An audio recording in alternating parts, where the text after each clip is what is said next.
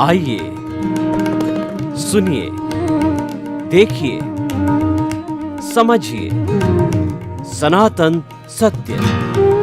जैसी दृष्टि वैसी सृष्टि, दृष्टि विज्ञान। कुदरत, कुदरती रचना एवं कुदरत के कानून से शाश्वत सुख की प्राप्ति। जोधपुर के परम पूज्य महात्मा उपासक प्रोफेसर डॉक्टर सोहन राज तातेड़ के निर्देशन में सनातन सत्य। जैसी दृष्टि वैसी सृष्टि, दृष्टि विज्ञान।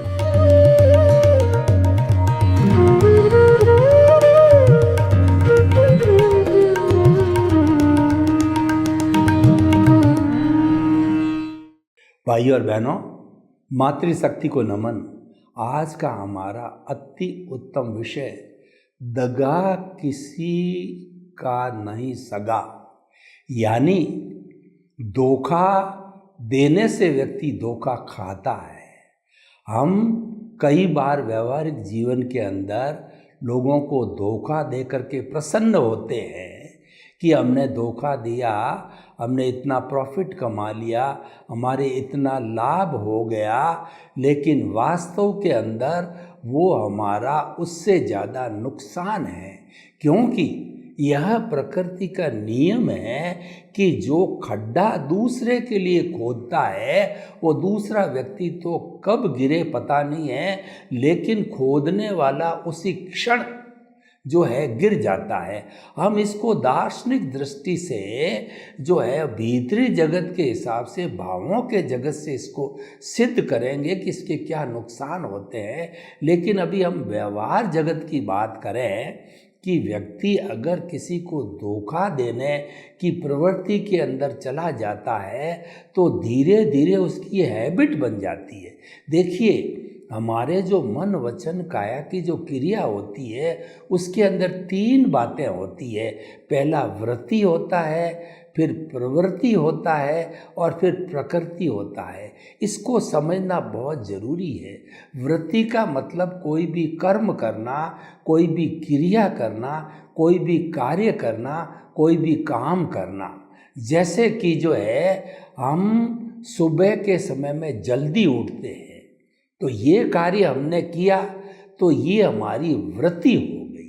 अब प्रतिदिन हम जो है सुबह उसी समय उठते रहें और लगभग 10 दिन, 15 दिन, महीना भर तो ये प्रवृत्ति हो जाती है। और धीरे धीरे लंबे समय तक अगर हम ये प्रवृत्ति करते रहें तो वो हमारी प्रकृति बन जाती है, वो हमारी आदत बन जाती है। और आदत पड़ने के बाद उसको सुधारना बहुत मुश्किल होता है। आदत को लत कहा जाता है। जैसे किसी को व्यसन की, ड्रग्स लेने की आदत पड़ जाती है तो वो ड्रग, जैसे कि हमारी भूख जो है वो एक निश्चित समय पे हमको आगाह कराती है कि अब भोजन ले लेना चाहिए। पूरा जो पेट है वह भूख के कारण भोजन की मांग करता है। तो क्योंकि हम निश्चित समय पर भोजन खाते रहते हैं, वृत्ति प्रवृत्ति करते रहते, तो तुम्हारी प्रकृति बन गई। अगर आप प्रतिदिन भोजन जो है 12 बजे दोपहर में करते हो तो प्रतिदिन 12 बजते ही आपके पेट में भूख का एहसास हो जाएगा। इसका कारण ये है कि हमारे इस मस्तिष्क के अंदर ईश्वर ने कहिए, कुदरत ने कहिए, एक बायोलॉजिकल क्लॉक बनाई हुई है। और वो बायोलॉजिकल क्लॉक इस प्रकृति ने जो है बना के भेजा कि अगर तुम मेरे नियमों का पालन करोगे, प्राकृतिक जीवन जियोगे, पृथ्वी जल अग्नि वायु आकाश का समुचित रूप से उपयोग करोगे, संतुलित रूप से उपयोग करोगे, तो जो है आपकी ये बायोलॉजिकल क्लॉक आपको कभी बीमार नहीं पड़ने देगी और आपकी उम्र 100 वर्ष की रहेगी। लेकिन मनुष्य ने जो है वृत्ति, प्रवृत्ति और प्रकृति को बिगाड़ दिया।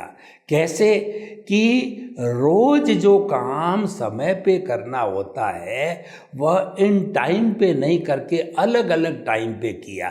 कैसे, मैं आपको उदाहरण दूं। कभी 10 बजे भोजन किया, कभी 12 बजे भोजन किया, कभी 2 बजे किया, कभी 4 बजे किया, तो ये लाइफ स्टाइल बदल गई। तो लाइफ स्टाइल बदलने के कारण जो हमारी बायोलॉजिकल क्लॉक है उसका सारा एडजस्टमेंट बिगड़ जाता है। क्योंकि अगर एक निश्चित समय पे कोई भी काम होता है, खाने का, पीने का, सोने का, उठने का, तो वो सारा का सारा ऑटोमेटिकली जो है, जैसे कि हमारे मोबाइल के अंदर हम अलार्म देते हैं उस हिसाब से वो अलार्म बजा देती है। लेकिन लाइफ स्टाइल जो है वो बदलने के कारण या अनिश्चितता होने के कारण बायोलॉजिकल क्लॉक भी अनिश्चित हो जाती है और हम बीमार पड़ जाते हैं, वो हमारी सुरक्षा नहीं करती है। तो भाई और बहनों, हम क्या कहना चाहते हैं कि अगर आप जैसे लत डालते हो, लत कहिए या प्रकृति कहिए, वो एक ही बात है। जो कोई भी है, ड्रग की किसी ने लत डाली, मान लीजिए अफीम खाने की लत डाल दी, तो पर्टिकुलर समय के अंदर जो अफीम लेता है वो उसी समय के अंदर वो उसका नाड़ी तंत्र अफीम की डिमांड करेगा और अफीम नहीं मिलने पर वो छटपटाएगा, मृतवत हो जाएगा, शिथिल हो जाएगा, पड़ जाएगा, एकांत में चला जाएगा, मायूस हो जाएगा, डिप्रेशन के अंदर चला जाएगा। क्योंकि वह वृत्ति बार बार उसी समय लेने से प्रवृत्ति बनी और फिर प्रकृति बन गई, लत बन गई। तो भाई और बहनों, बुरी लत मत डालिए। दगा देना, धोखा देना एक सबसे बुरी जो है लत है, यह सबसे बुरी प्रकृति है, इसको रोका जाना चाहिए। क्योंकि आपने वृत्ति, प्रवृत्ति और प्रकृति के अनुसार एक बार दगा दिया, फिर आपकी हैबिट बन गई, प्रवृत्ति के रूप में 2 बार दिया, 4 बार दिया और फिर आप देते रहे, तो आपकी प्रकृति दगाबाज होने के परिणाम क्या आएंगे वो मैं व्यवहार जगत की बात करता हूँ और फिर निश्चित जगत में आपको लेके जाऊँगा कि व्यवहार जगत का तो नुकसान छोटा है, लेकिन जो भाव जगत के अंदर जो है दगा देने का, धोखा देने का कितना बड़ा परिणाम आपको भुगतना पड़ेगा।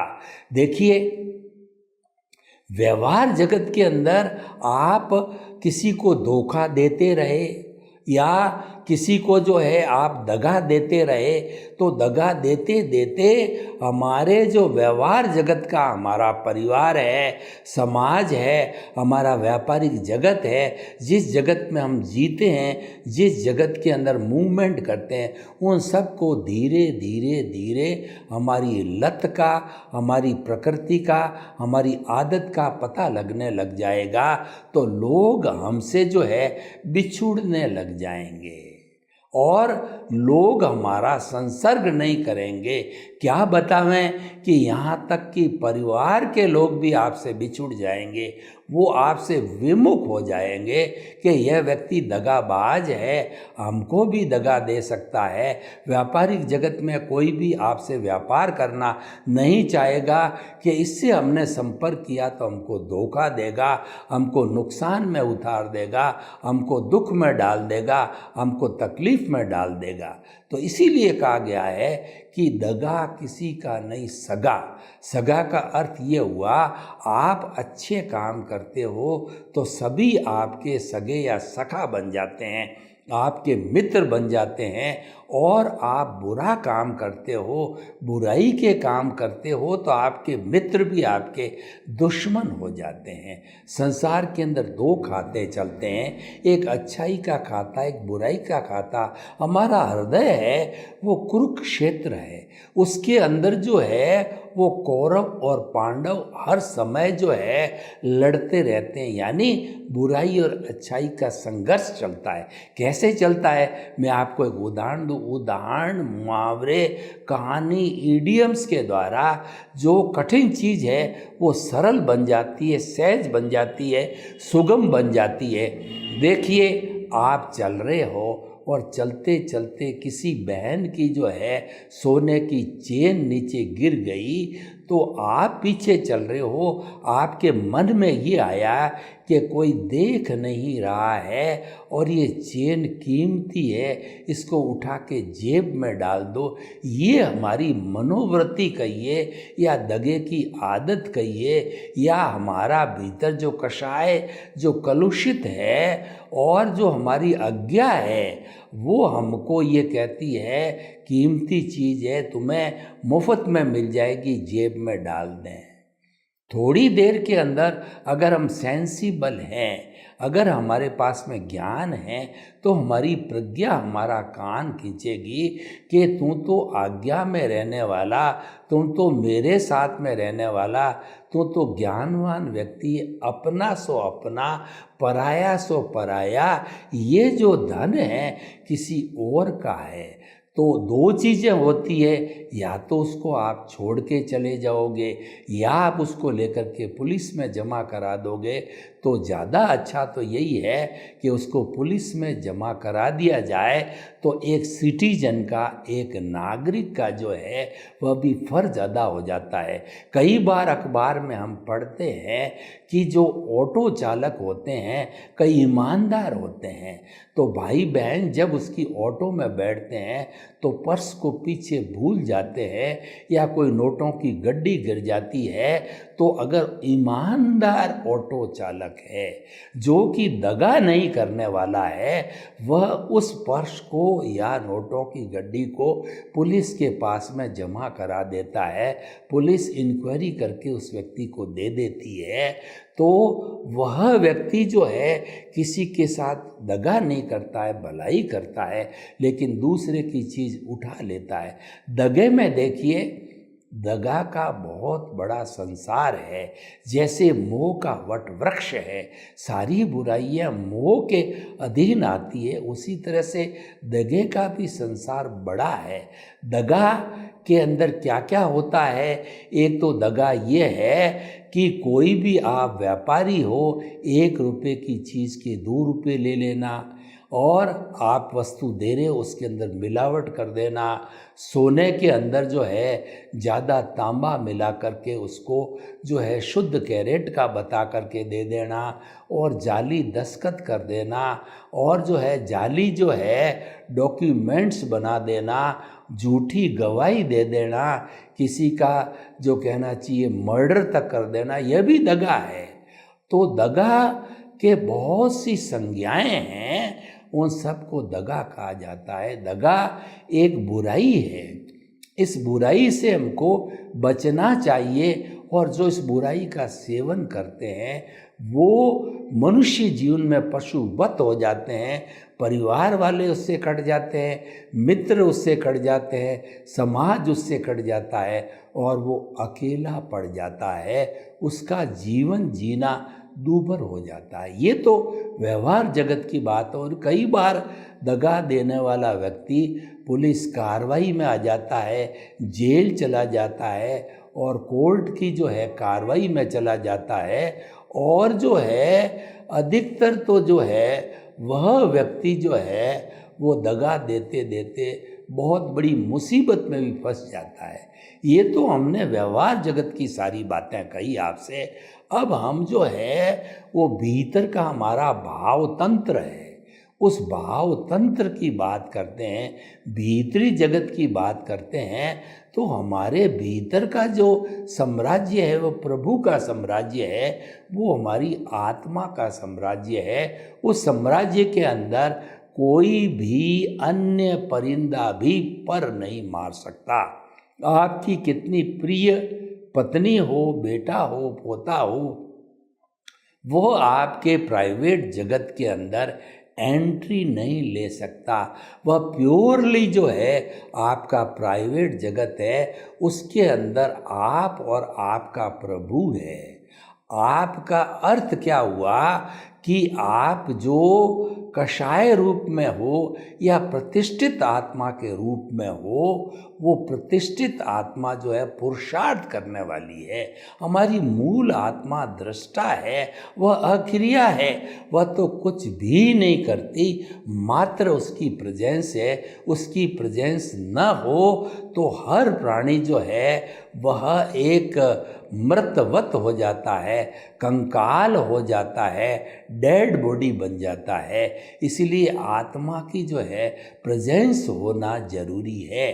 लेकिन हम कहते हैं कि दुनिया में पुरुषार्थ किए बिना कुछ नहीं होता है, बैठे बैठे कोई परिणाम नहीं मिलता है, तो हमको पुरुषार्थ करना चाहिए।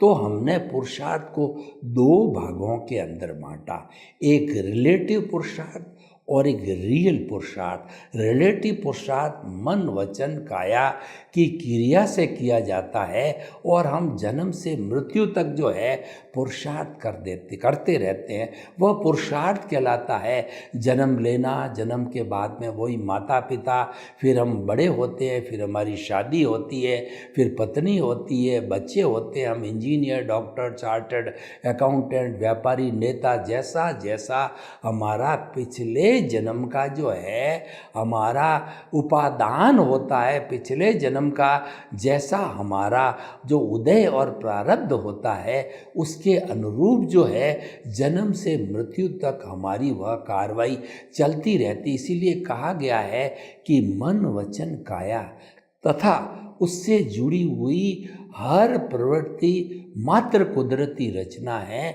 और वह व्यवस्थित है, वह प्रीडेस्टिन्ड है, वह अवस्था से जुड़ी हुई है, वह विनाशी है, वह जड़ है, वो जाने वाली है।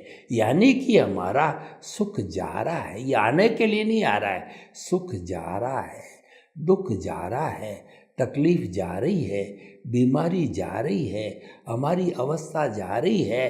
पहले हम बालक होते हैं, फिर किशोर होते हैं, फिर युवा होते हैं और फिर प्रौढ़ होते हैं और फिर जो है हम वृद्ध होकर के एक दिन राम नाम सत हो जाता है। तो ये जाने के लिए आई है, ये रहने के लिए नहीं आई थी, क्योंकि अवस्था है, हर अवस्था परिवर्तनशील है। इस अवस्था को कुदरती रचना कहते हैं। कुदरती रचना का दूसरा नाम संसार है कि संसार में हर क्षण हर वस्तु बदलती रहती है, उसके अंदर उत्पाद और व्यय होता है, उसको हम कहते हैं कि पर्याय बदलते रहते हैं। तो भाइयों और बहनों, हम आपको कहना चाहते हैं कि जो हमारा ये व्यवहार जगत हम पीछे से लेकर के आए हैं और वह फिल्म स्क्रिप्ट मन वचन काया की बैटरी है, पीछे से जैसी लेके आए इस जन्म में वो हर क्षण खुलती रहती, उसमें हमारी कोई स्वतंत्रता नहीं है। वह तो पिछले जन्म में हमारा जैसा भाव डाल करके, अगर किसी ने दगे के भाव डाले हैं तो इस जन्म के अंदर उस व्यक्ति को दगे की प्रकृति बनती रहेगी और दगे वाला व्यक्ति बनता रहेगा। तो उस दगे वाले व्यक्ति से जो भाव तंत्र के अंदर उसके अंदर दगा बिठा दिया है, तो सबसे बड़ा नुकसान उसको क्या होगा, उसको तिर्यंच गति मिलेगी। पेड़ पौधा पशु पक्षी एक इंद्रिय द्विंद्रिय त्रिइंद्रिय चतुरेंद्रिय, ये जितना हमारा जो कहना चाहिए पशु पक्षी या हमारा ये पेड़ पौधे का संसार है, ये तिर्यंच गति मिलती है।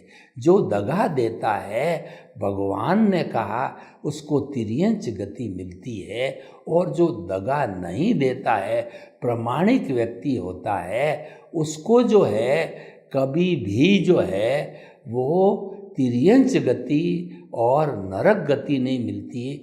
ऐसे व्यक्ति को, प्रामाणिक व्यक्ति को, धार्मिक व्यक्ति को या तो मनुष्य गति मिलती है या बहुत अच्छा पुण्य कमाया हो तो देव गति मिलती है, यानी अच्छी गति मिलती है। तो ये सारा जो है वो क्यों होता है कि हमने भाव तंत्र के अंदर जो है दगे के भाव डाले कि अगले जन्म के अंदर मैं लोगों को धोखा दे दे करके, झूठा माप तोल करके और जो है लोगों के साथ के अंदर जेबें काट करके, लोगों की चोरियां करके और जाली जो है नोट बना करके बहुत पैसे वाला करोड़पति अरबपति बनूंगा। तो ऐसा व्यक्ति जो है करोड़पति अरबपति तो बनना दूर रहा, बल्कि उसको जो है आयुष्य कर्म का बंध होता है।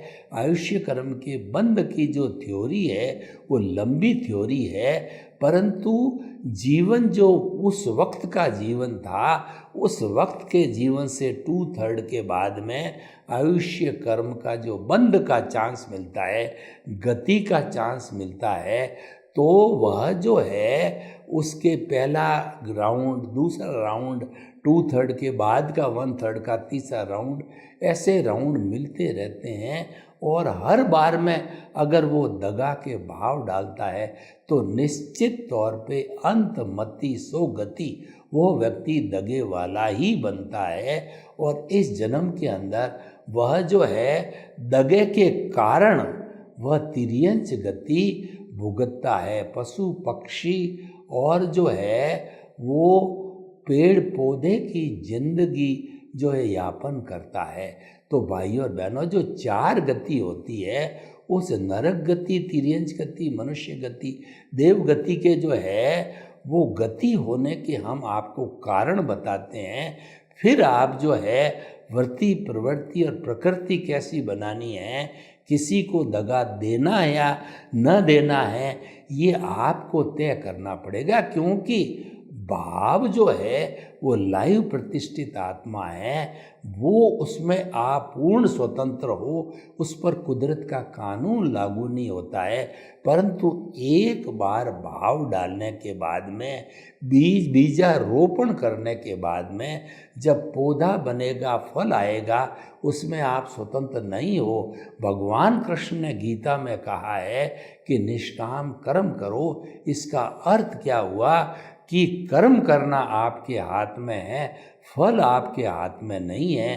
तो अच्छे इंसान बनना चाहते हो, कर्म योगी बनना चाहते हो, स्थित प्रज्ञ बनना चाहते हो, प्रज्ञा चक्षु बनना चाहते हो, तो जीवन भर अच्छे कर्म करते रहो, लेकिन फल की इच्छा मत करो। फल की इच्छा करते ही हम भीख और भय के संसार में चले जाते हैं। हम जो है वो ब्लेम और क्लेम के संसार में चले जाते हैं। कर्ता भाव बन जाता है, और वो कर्ता भाव रूपी जड़ है, वो हमारा जो पौधा बनेगा, वह पौधा इस संसार को बढ़ाने वाला बनेगा। और अगर जड़ के अंदर हमारा निमित्त भाव है, हमारा अकर्ता भाव है, हमारा जो है कर्म योग है, तो हम जो निष्काम कर्म है, तो मान के चलिए कि हमारा जीवन अच्छा बनेगा। और ऐसी चिंतन रखने वाला, उसका ज्ञान दर्शन सम्यक होगा। और सम्यक ज्ञान दर्शन जब हमारे विजन में फिट हो जाता है, ये आर्ट ऑफ द विजन कहलाता है। यानी आर्ट ऑफ द विजन जो है हमारे जीवन की पूरी प्लानिंग जो मस्तिष्क के अंदर दिखाई नहीं देती है। देखिए, हमारी जो आत्मा है उसके 3 स्तर है। पहला स्तर है हमारी द्रव्य आत्मा कहिए, मूल आत्मा कहिए, और हमारी दृष्टा आत्मा कहिए। वो तो अक्रिया है और मात्र उसकी प्रेजेंस है। और जो हम पुरुषार्थ की बात करते हैं कि आज दुनिया में पुरुषार्थ का डंका बजता है। हर व्यक्ति कहता है कि मैंने पुरुषार्थ नहीं किया तो मैं पीछे रह जाऊंगा, और पुरुषार्थ करके मैं दुनिया का नंबर 1 बन जाऊंगा। और पुरुषार्थ किए बैठे बैठे क्या कोई तरक्की होती है? बैठे बैठे क्या कोई भोजन मिलता है? पुरुषार्थ सबको करना पड़ता। माना पुरुषार्थ हमारे को करना पड़ता है, लेकिन जो पुरुषार्थ हम पीछे से लेके आए व्यवहार जगत का है, वह तो हमारा मैकेनिकल मोड से मिलता है। और हम अगले जन्म का जो पुरुषार्थ करते हैं वो भावों के द्वारा होता है। वो भाव पढ़ते हैं उसको हम कॉजेज कहते हैं। एक कॉजेज को हम बंच कहते हैं, एक कॉज कहते हैं, और बहुत से कॉजेज जब पढ़ जाते हैं वो बंच ऑफ द कॉजेज कहलाते हैं। और वह कॉजल बॉडी जो है वो हमारा भाव मन होता है, वह भाव मन है, उससे जो है हमारे स्पीच और एक्शन के बीजारोपण होते हैं। वो स्पीच और एक्शन के बीजारोपण जो है वो हमारी प्रकृति में होते हैं, कुदरत में हो जाते हैं, और भाव मन हमारे भीतर रहता है, आत्मा के साथ में रहता है, जिसको कॉजल बॉडी कहा जाता है, कर्म शरीर कहा जाता है और अज्ञान कहा जाता है। इसको अज्ञान कहना उचित रहेगा, क्योंकि इस दुनिया में करीब 360-65 तरह के कुल धर्म हैं जो आत्मा में विश्वास करते हैं। उन सभी ने एक अज्ञान रूपी अशुद्धि के कारण आत्मा को संसार भ्रमण का कारण, दुख का कारण, जन्म मरण का कारण बताया है। तो अज्ञान सबसे बड़ा कारण है इस आत्मा को भटकाने वाला, इस आत्मा की मुक्ति नहीं होने के अंदर बाधक तत्व वो अज्ञान है। वह अज्ञान ये कर्म शरीर है, वह अज्ञान ही भाव मन है। जो कि व्यक्ति चला जाता है उस भाव मन को जो है आत्मा के साथ में रहता है, और वह जब आत्मा दूसरे शरीर में उन भावों के अनुरूप जो है जन्म ले लेती है तो वो द्रव्य मन बन जाता है। वह सारी स्क्रिप्ट कहिए, फिल्म कहिए, मन वचन काया की बैटरियाँ कहिए ला करके, और आपका जो एक्शन जो बना था, बीज जो है वह उस बीज के साथ में मिलके और ये सारा व्यवहार जगत बनाता है। सर्वे भवन्तु सुखिनः, सर्वे सन्तु निरामया। लोग के जीवों को सुख मिले, शांति मिले, आनंद मिले, प्रेम मिले, सौहार्द मिले, मुक्ति मिले। आप सभी के प्रति मंगल भावना। ओम शांति।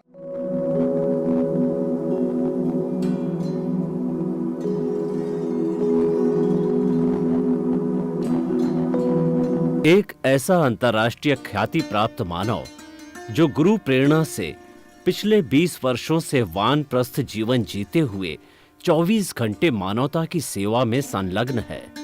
एक ऐसा मानव जो अभी राष्ट्रीय, अंतर्राष्ट्रीय टीवी चैनलों पर 7,500 एपिसोड के माध्यम से सनातन सत्य, आत्मविज्ञान एवं पुनरुत्थान, व्यवहार एवं निश्चय जगत के जीवनोपयोगी विषयों पर हृदय स्पर्शी प्रवचन कर चुका है।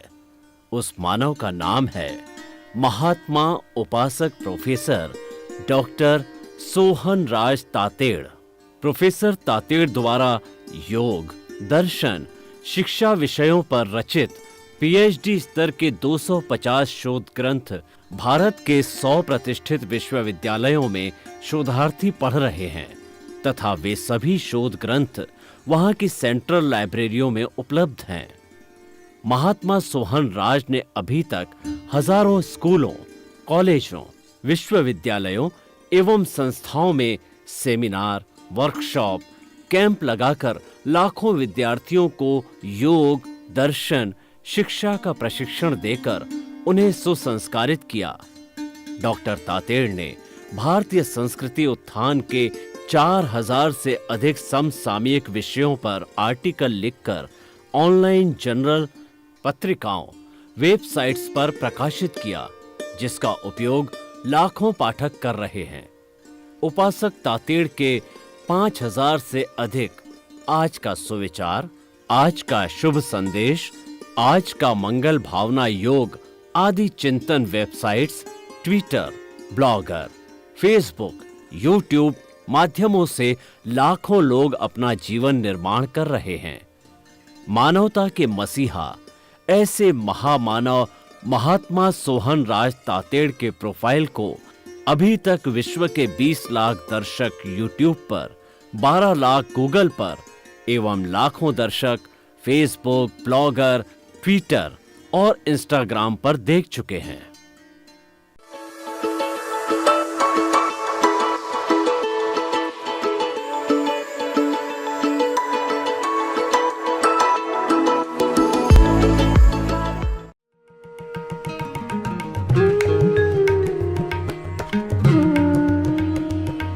नमः।